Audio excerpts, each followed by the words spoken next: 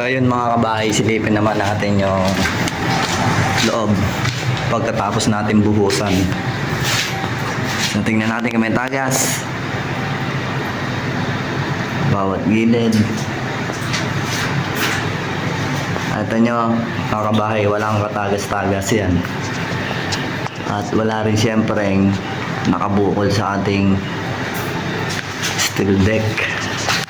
Tingin tayo dito sa siya. So yan mga kabahay, wala rin katagas-tagas. Diretsang tubig lang yung kumakatas.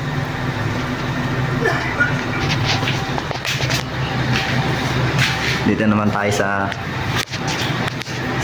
may kusina niya. So yan, wala rin. Ayun, napakalinis. Kaya natin tinukuran ng dalawang ganyan yung nakaraang video natin para sa doble ingat din. Ayan. Yan na, wala kang tagas-tagas. Direct tubig lang.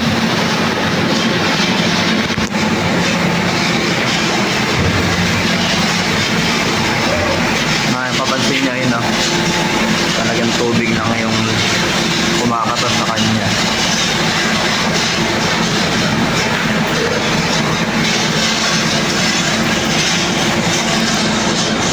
Tukan natin.